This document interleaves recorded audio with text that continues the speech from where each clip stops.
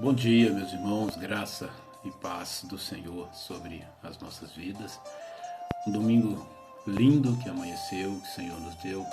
Estou gravando esse vídeo aqui da minha casa, no confinamento, no isolamento, que foi assim determinado, obedecendo, mas ao mesmo tempo sentindo assim uma tristeza por não poder estar me preparando para poder ir para o templo, que a igreja somos nós, e com isso podemos juntos, melhor dizendo, adorar o Senhor através do culto presencial ou do culto coletivo.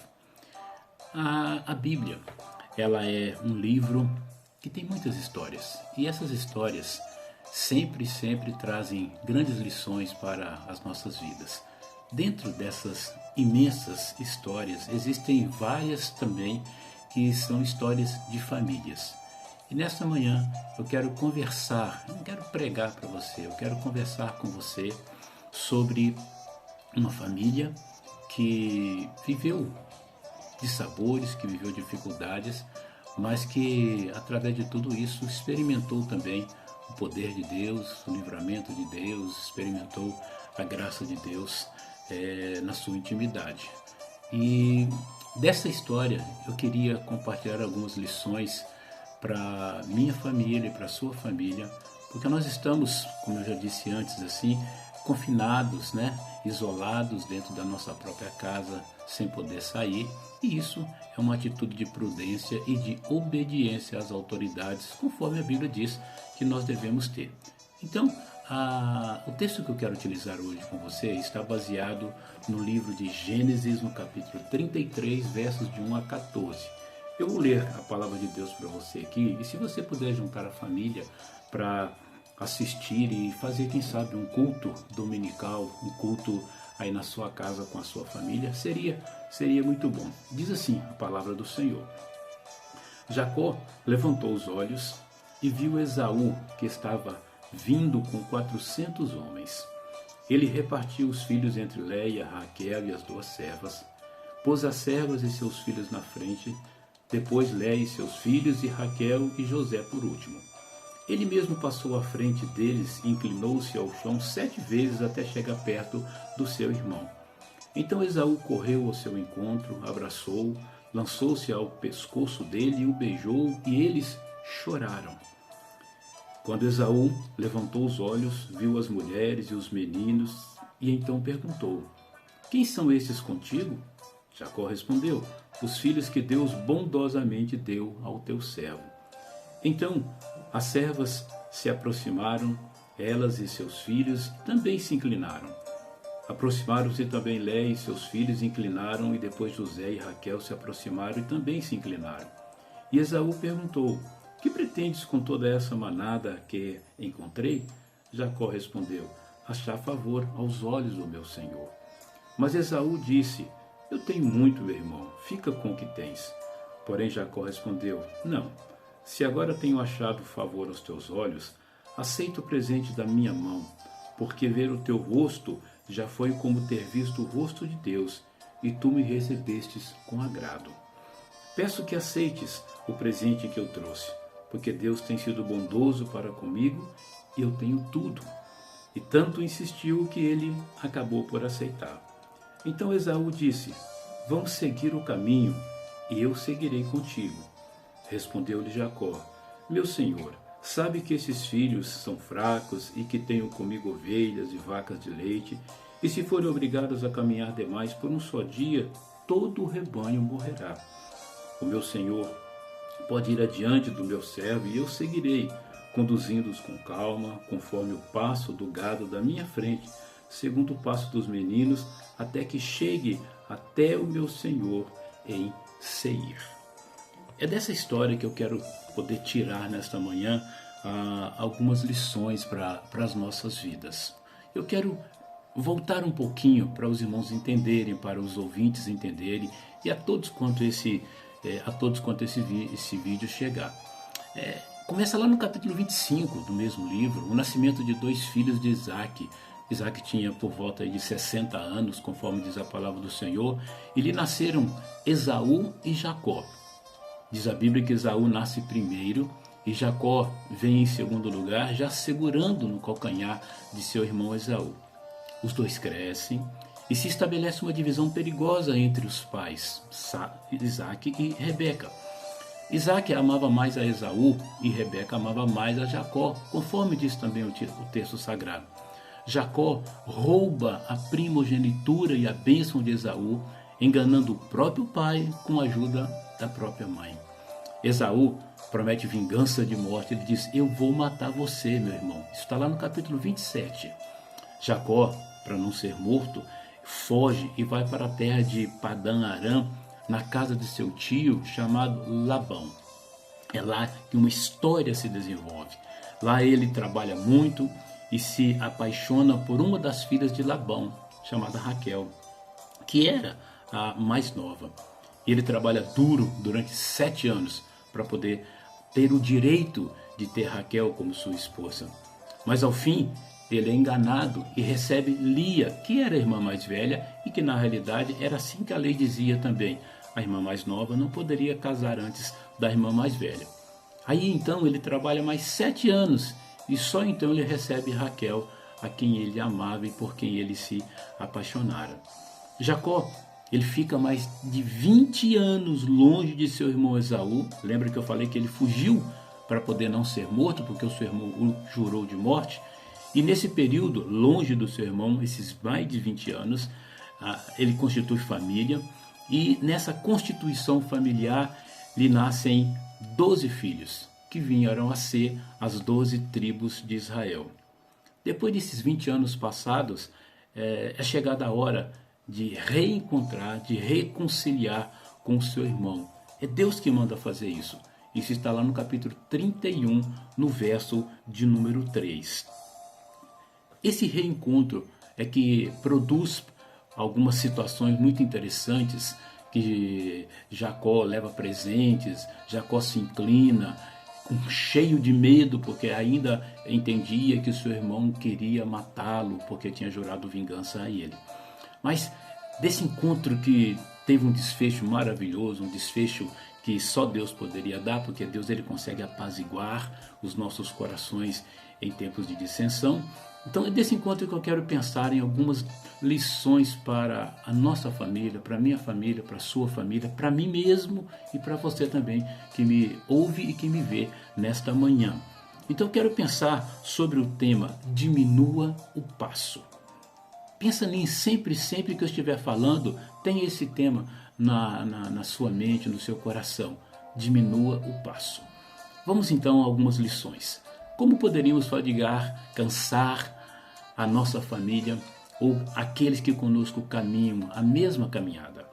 Em primeiro lugar, colocando um padrão de experiência pessoal, culpando outros por não sentir as mesmas emoções que eu e você sentimos.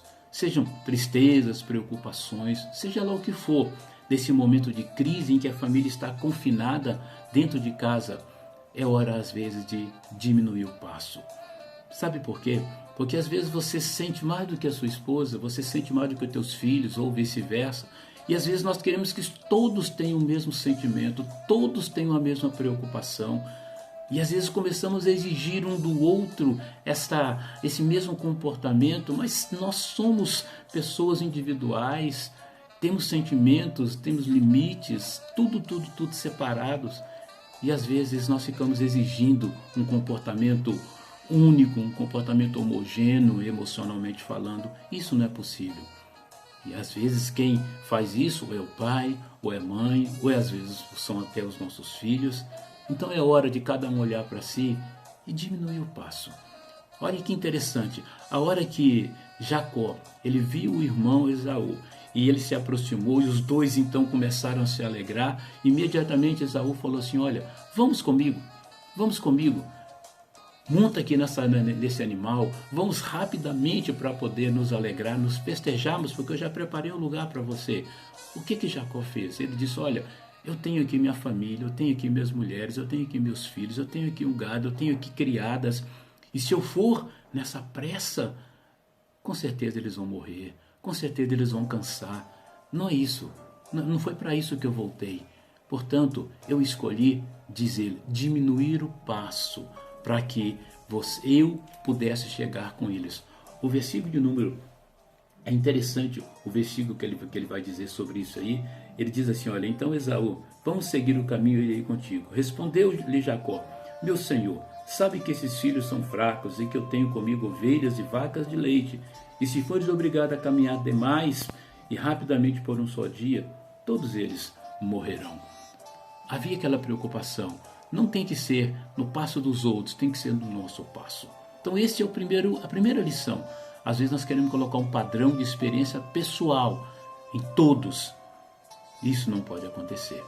Em segundo lugar, quando nós exigimos um grau de fé, coragem e paciência que os outros não conseguem atingir. Às vezes eu estou vivendo aquele momento a partir da minha experiência, da minha maturidade, e eu estou tranquilo, eu estou com fé, eu estou pacientemente dentro de casa, aguardando o desfecho de toda essa crise. Mas a minha esposa não, os meus filhos não, e às vezes eles ficam inquietos, e eu digo que você precisa crer mais, precisa ter mais fé. A Bíblia diz que cada um precisa ter a própria estatura da sua fé, de acordo com a estatura da sua fé. Portanto, não fique exigindo demais esse grau de fé, de coragem, de paciência para enfrentar as coisas que às vezes o outro não tem. Deixe que cada um caminhe no seu tempo. Isso significa, é hora de diminuir o passo. Em terceiro lugar, a terceira lição, quando a gente fica no meio das crises dentro de casa, como estamos agora, só criticando e nunca elogiando. Às vezes nós fazemos isso, meus queridos.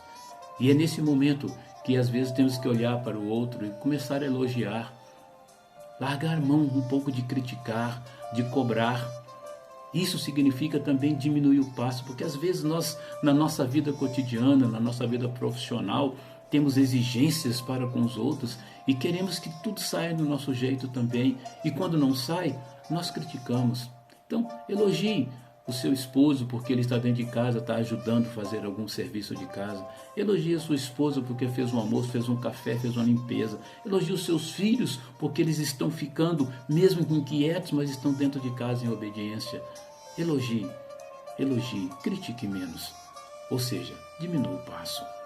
Em quarto e último lugar, falando sobre, essa lição é muito importante, é quando no meio da crise, a família reunida, nós começamos a falar sempre nas mesmas provações, nas tentações, nas tristezas, de tudo aquilo que está acontecendo e nunca falamos no Deus que pode livrar, num Deus que pode alegrar, num Deus que pode nos levantar e num Deus que pode colocar um fim nessa crise no estalar de dedos. Nós ligamos a televisão e o que nós vimos? O tempo todo falando, atualizando dados, falando de mortes, falando de contaminados. Não se fala em outra coisa. Você, para poder buscar uma programação diferente, às vezes você precisa ter uma TV por assinatura, porque a TV aberta está recheada de noticiários e aquilo bombardeia o seu coração. E às vezes a gente fica o tempo todo só falando, só reclamando e nunca falando de, olha, Deus está conosco.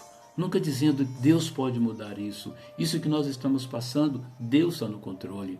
Às vezes falamos demais das provações e falamos bem menos dos livramentos e da alegria da vida cristã. Por tudo isso, diminua o passo. Caminhe no caminhar da sua família. Não fadigue. Não canse as pessoas que estão com você. Façamos desse tempo de confinamento, de isolamento, um tempo de crescimento, um tempo de aprendizado familiar. Finalmente, como é que nós podemos evitar tudo isso então? Primeira coisa, lembrando de que um dia alguém precisou diminuir o passo por nós. Alguém precisou diminuir o passo para te ajudar, para caminhar com você, para te ensinar, para fazer alguma coisa por você. Então, como eu posso evitar não cansar a minha família, não fadigar a minha família? Diminuindo o passo, lembrando que um dia alguém precisou fazer isso por nós. Em segundo lugar, lembrando que podemos um dia vivenciar dias de fraqueza e de inconstância, como outros estão vivendo, como todos nós estamos vivendo e eles poderão vir em outra ocasião. Ou seja, A vida, às vezes, ela causa surpresa, ela traz surpresa. Nesses dias, quantos casamentos, cerimônias de casamentos marcados, festas marcadas, convites apresentados, distribuídos aí, tudo foi cancelado. E as pessoas estão tristes porque os seus objetivos, seus sonhos foram, infelizmente, tirados, não foram mais potencializados. Então é hora de lembrar de que, olha, um dia a gente pode viver fraqueza como os outros estão vendo. De repente seu filho não tem nada marcado, sua esposa, mas você tinha um sonho e você está triste por isso. Mas um dia ela pode viver isso ou vice-versa. Em terceiro lugar, nós precisamos, para poder evitar o cansaço na família, amar ao ponto de entendermos que não podemos fadigar aqueles que Jesus ama. Antes de você amar a sua esposa, antes de você amar o seu esposo, antes de você amar os seus filhos, filhos, antes de vocês amarem os seus pais, existe alguém que nos ama primeiro, que é Deus na pessoa de Jesus Cristo. Em penúltimo lugar, como é que eu posso evitar o cansaço na família nesses tempos de crise e confinamento? Saber que quando não diminuímos o passo por aqueles que amamos, nós estamos a serviço de Satanás. Se você está naquela correria, naquela exigência, se você está sendo autoritário, se você está sendo patrão dentro de casa, se você mãe está reclamando de tudo, reclamando que o chão está sujo e outras coisas mais, lembre-se, você está a serviço de Satanás, porque você está trazendo turbulência para a sua família. E por fim, diante de tudo isso que eu falei, por tudo isso, diminua o passo, seja na sua casa, seja no seu trabalho, seja para com você mesmo. Às vezes, a melhor coisa é diminuir o passo. Sabe por quê? Porque Jacó nos ensina que para alcançarmos nossos objetivos, não precisamos deixar ninguém para trás. Jacó nos ensina que às vezes o andar mais lento não significa ficar para trás, mas sim chegar com todos. Jacó nos ensina que é possível alcançar o nosso objetivo sem sobrecarregar os nossos queridos. Por isso, amados, olha para a sua família agora. E se preciso for, diminua o passo. Vai ser mais fácil ou menos difícil passar por essa turbulência que nós estamos passando. Que seu domingo seja de bênção, de experiência, seja de boas notícias, que o seu dia seja abençoado e abençoador. Fiquem todos na paz.